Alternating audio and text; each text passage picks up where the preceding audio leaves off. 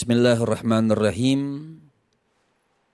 Ahasiban nasu an yutraku an yaqulu amanna wa hum la yuftanun. Tadi Masya Allah sudah dijelaskan oleh Kiai Haji Khalil Nafis, artinya orang-orang yang Allah Subhanahu wa Ta'ala berikan keimanan. Lantas apakah dia tidak mendapatkan ujian dari Allah Subhanahu wa Ta'ala?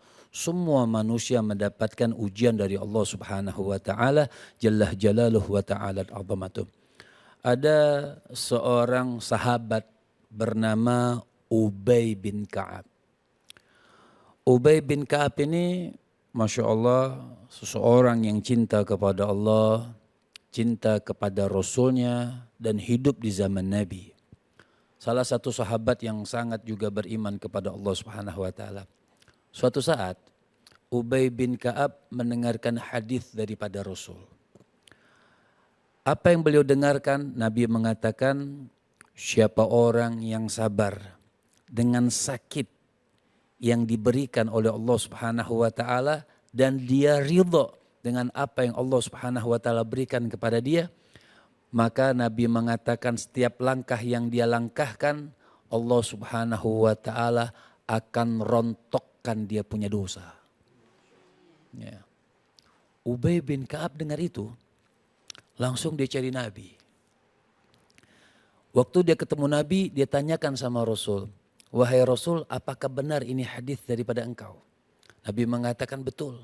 Pada saat itu juga Ubay berdoa kepada Allah, ya Rabbi, berikan aku sakit setiap hari. Saya tanya sama ibu, pernah nggak berdoa minta sakit? Ya nggak mau lah, doa minta sehat, masa minta sakit. Tapi Ubay bin Ka'ab minta sakit. sakit. Ibu pernah minta sakit? Enggak. Mintalah walaupun cantang. Iya. Nggak mau. Kenapa? Sebab dengan sakit, ya, ada perkataan, ada yang mengatakan ini perkataan Imam Hasan Al-Basri, ada juga yang mengatakan ini perkataan Imam Hatim Al-Asam. Ala kulli hal kalimat salimah. Kalimatnya zen, bagus. Apa beliau mengatakan? La ya'rifu ahlul afiyah illa ahlul bala.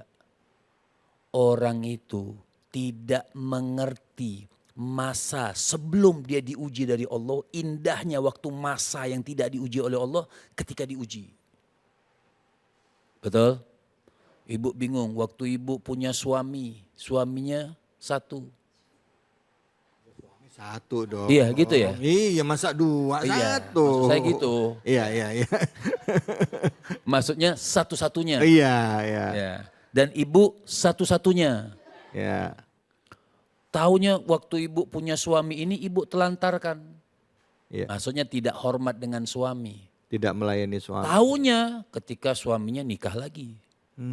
Baru kesel. Benar kan? Benar kan? Saya mau tanya, secara survei membuktikan mana yang mati dulu, suami atau istri? Bu, survei membuktikan yang mati duluan suami atau istri? Yang mati duluan suami atau istri? Suami. Iya banyak yang meninggal. Satu lagi, yang kena penyakit stroke duluan biasanya suami atau istri? Kenapa? Nah, kenapa tuh Bib? iya pegel sama istrinya. Ya. Capek, bayangin aja kondangan 30 hari, 30 warna baju. Ya, kredit, yang stroke suami. Artinya Masya Allah. Jadi kata Hatim Al-Asam atau Imam Hasan Al-Basri, orang itu terkadang tidak mengerti masa sebelum diuji oleh Allah Subhanahu wa Ta'ala kecuali ketika dia diuji. Waktu diuji, coba waktu belum diuji ingat kepada Allah Subhanahu wa Ta'ala. Kenapa sih kita diuji oleh Allah? Kenapa bisa sakit? Misalnya ada cantengan, maaf cantengan. Ibu tahu cantengan? Iya tahu. Tahu kesusuban? Terkadang kalau kita nggak diuji itu kadang-kadang nggak ingat sama Allah Subhanahu wa Ta'ala. Lalai kita. Iya. Di dalam kitab Imam Ghazali itu ada orang bermimpi. Ini Imam Ghazali ya. Kalimat orang kadang-kadang menyalahkan Imam Ghazali. Ada orang mimpi, orang soleh mimpi. Dia bermimpi ketemu roh ayahnya. Dia katakan, wahai ayahku, bagaimana keadaanmu? Di akhirat beliau mengatakan, ya waladi ishna ghafilan wa mutna ghafilan. Kita hidup ini lalai, mati juga dilalaikan oleh Allah Subhanahu wa taala. Ya. Kemudian kata Imam Hatim Al-Asam atau Imam Hasan Al-Basri, la ya'rifu ahlus seha, la ya'rifu gadra seha, la ya'rifu gadra seha. Orang itu enggak mengerti kadar masa sehat yang begitu berharga kecuali kalau sudah sakit. Makanya Allah kasih dia iman dalam Al-Quran. Apakah Allah tidak uji? Allah uji. Ibu pasti hafal ayatnya. Linabluwakum ayyukum ahsanu. Kenapa kita diuji? Allah mau lihat keimanan manusia. Bukan Allah nggak tahu. Tapi Allah mau masukkan kita ke surga. Nggak segampang itu. Ya. Linabluwakum ayyukum ahsanu amala. Kita ini diuji oleh Allah Subhanahu wa taala. Allah memandang mana hambanya yang betul-betul beriman kepada Allah. Mana yang ketika diuji dia menggerutu. Walaupun ujian itu kalau ada sama kita, belum tentu kita kuat. Tapi tetap kita harus menasihatkan orang yang diuji. Itu ujian Allah Subhanahu wa taala. Untuk apa? Untuk menaikkan derajat manusia. Untuk menaikkan derajat orang tersebut. Makanya la ya'rifu gadral afiyah illa ahlul marda. Orang itu tidak akan tahu nikmatnya sehat yang diberikan sebelum kita pakai kacamata, sebelum kita katarak, sebelum kita apa, Masya Allah. Kita tahu tuh nikmat mata ketika mata itu diambil sedikit saja pandangannya oleh Allah Subhanahu wa taala, baru kita sadar, ya Allah nikmatnya waktu masa mata aku terang kok tidak dipakai buat baca Quran. Misalnya, kok dia tidak dipakai untuk memandang hal-hal yang menambahkan keimanan kepada Allah Subhanahu wa taala. Dan selanjutnya itu yang sudah kita sesali. Kalau tadi masih bisa kita kembali. Kata Imam Hasan Al-Basri atau Imam Hatim Al-Asam, beliau mengatakan la ya'rifu gadral haya illa al-mauta. Orang itu tidak mengerti hidup nih kita nih hidup, ya. Masa hidup ini kita kadang gak ngerti kadarnya kecuali kapan? Kalau sudah meninggal dunia. Kalau sudah meninggal dunia, ya laitani gedam tuli hayati, ya Allah. Balikkan lagi untuk apa? Untuk hanya beriman kepada Allah Subhanahu wa taala. Saya mau tanya sama ibu-ibu, boleh? Jilbabnya udah lunas? Udah, Bib. Gitu. Saya mau tanya sama ibu-ibu, boleh? Boleh. Bertanya boleh? Orang mati, itu mati atau hidup? Hidup katanya, Bib. Orang mati, disenggol, digulingin, dibalikin. Orang mati itu mati atau hidup? Mati atau hidup? Kok yang jawab 1,5? Kata Sayyidina Imam Ali bin Abi Thalib, beliau mengatakan, an-nasu niyam fa idza matu intabahu. Manusia nih kita nih yang lalai. Tidur walaupun kita melek. Kita ini tidur. Jadi kapan bangun sesungguhnya? Fa idza matu intabahu. Kalau kita meninggal dunia, wah baru bangun sesungguhnya. Ngelihat tuh apa yang kita lakuin. Pahala yang Allah Subhanahu wa taala berikan. Kita tahu.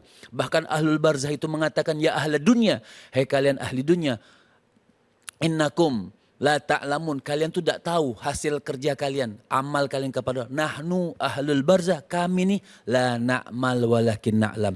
Kami ahlul barzah, kami sudah tidak bisa beramal, walakin na'lam, tapi kami tahu hasil amal kami. Semuanya apa? Semuanya dengan ujian yang diberikan oleh Allah Subhanahu wa taala. Makanya Ubay bin Ka'ab, kita kembali kepada Ubay bin Ka'ab. Sampai Ubay bin Ka'ab itu seorang sahabat daripada baginda Nabi besar Muhammad, hanya dia berdoa mendengar perkataan bahwa orang yang sakit, orang yang diuji, ridha dengan ujiannya itu bukan berarti Allah nguji manusia terus dilalaikan begitu saja, tidak. Keimanan diberikan oleh Allah, diuji lagi untuk apa? Untuk menambahkan keimanan. Yang sabar diberikan syurga oleh Allah Subhanahu wa taala. Jadi bukan dilalaikan oleh Allah Subhanahu wa taala, salah. Ya. Sampai kata Ubay bin Ka'ab, ya Allah berikan aku sakit. Ubay minta sakit, tapi sakit ada catatannya. Tapi sakit yang tidak membuat aku sampai tidak bisa ke Masjidil Haram. Sakit yang tidak mencegah aku ke Masjidin Nabawi. Sakit yang tidak mencegah aku untuk jihad di jalan Allah Subhanahu wa taala. Pada saat itu juga Ubay bin Ka'ab setiap menjelang maghrib Allah kasih sakit demam, pilek demam aja bertahun-tahun dan dia sabar karena dia tahu ketika sabar itu semua dosa-dosa digugurkan oleh Allah Subhanahu wa taala. Ubay bin Ka'ab sabar sampai dia meninggal dunia sakitnya itu.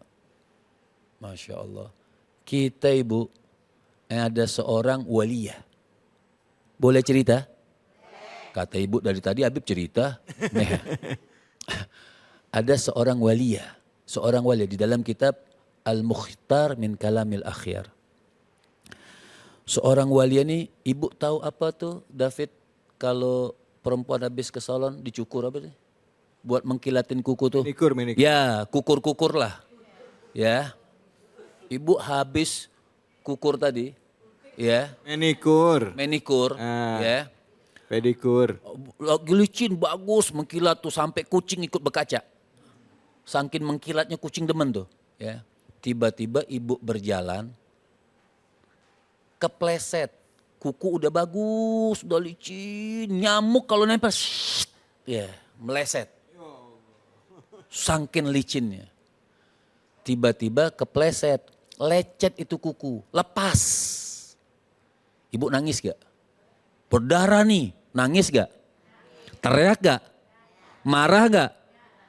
Jadi waliyah tadi, seorang perempuan tadi, kalau kita manusiawi, ketika sudah rapi, terpleset, lepas kukunya, berdarah, perih, marah gak? Nangis gak? Kesel gak? Dia bilang ini berapa duit ini? Yang disalahin batu, dia marah sama batu. Ya. Tapi perempuan tadi, seorang waliyah kepleset, kuku kakinya lepas.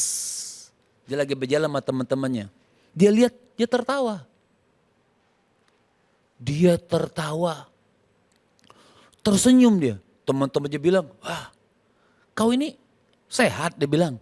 Kukumu lepas, ini ujian kan sakit nih. Kukumu lepas tapi kau tertawa.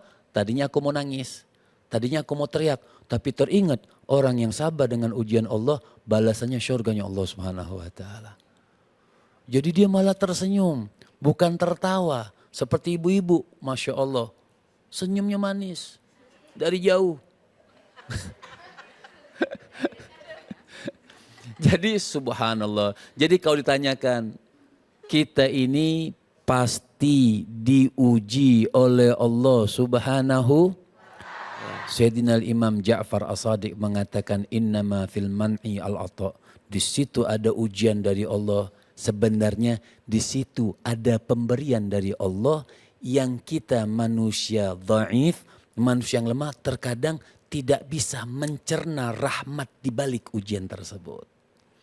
Jadi mudah-mudahan ujian-ujian apapun buat kita, saudara kita, kaum muslimin dan muslimat, mudah-mudahan mereka sabar dengan apa yang diujikan oleh Allah Subhanahu wa taala dan diberikan balasan syurga Allah Subhanahu wa taala. Amin. Terima kasih banyak ya Habib. Bu.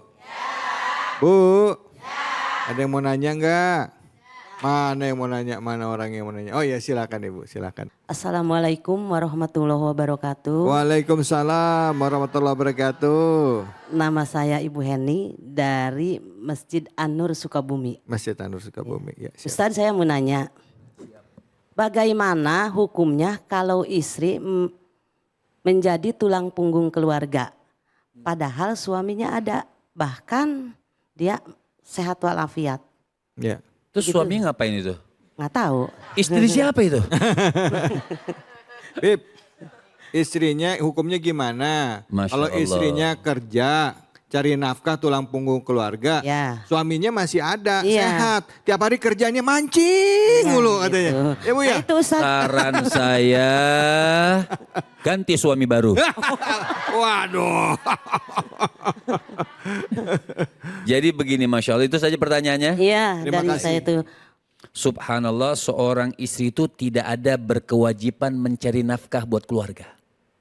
Ar-rijal, kita jelas ayatnya, jelas ar-rijal qawwamuna ala 'alan nisa. Laki-laki itu pimpinan daripada keluarga. Kullukum ra'in wa kullukum mas'ulun an ra'iyatihi. Kepala keluarga itu bertanggung jawab dan akan dimintai pertanggungjawaban nanti di hadapan Allah Subhanahu wa taala. Jadi kalau pertanyakan, kalau ini kita bukan bicara boleh atau tidak boleh. Kalau seorang istri Masya Allah soleha, dia mau berbakti sama suaminya dengan sabar atau suaminya itu nanti kita bicarakan. Tapi yang pertama, apakah istri wajib mencari nafkah buat keluarga? Tidak. Tidak ada kewajiban seorang istri menjadi tulang punggung buat keluarga. Ya. Tapi kewajiban siapa? Suami. Suami. Ya. Suami, hai suami, kau mengambil anak orang. Nih maaf, saya misal punya anak perempuan. Saya mau nikahkan dengan orang. Kita bukan materialistis. Tapi nggak ada, oh yang penting cinta. Emang dapur ibu ngebul sama cinta? Nggak ada, cinta itu cuma hawa nafsu saja. Iya, iya. Artinya yang bertanggung jawab itu bertanggung jawab dan mencari nafkah. Suami yang tidak mencari nafkah dan tidak bertanggung jawab kepada istrinya itu berdampak dosa besar di hadapan Allah Subhanahu wa taala. Tapi kalau sudah memang tidak mampu misalnya, tidak mampu. Istri yang bertanggung jawab boleh-boleh saja. Kalau bicara boleh. Itu boleh-boleh saja, tapi tidak ada kewajiban. Dan seorang suami yang bermalas-malasan, dia sehat, dia mendiamkan istrinya keluar rumah, apalagi sampai terjatuh dosa istrinya, kullukum ra'in. Lihat, dia akan dimintai pertanggungjawaban nanti di hadapan Allah Subhanahu wa taala. Makanya hai para suami-suami yang tidak cari uang.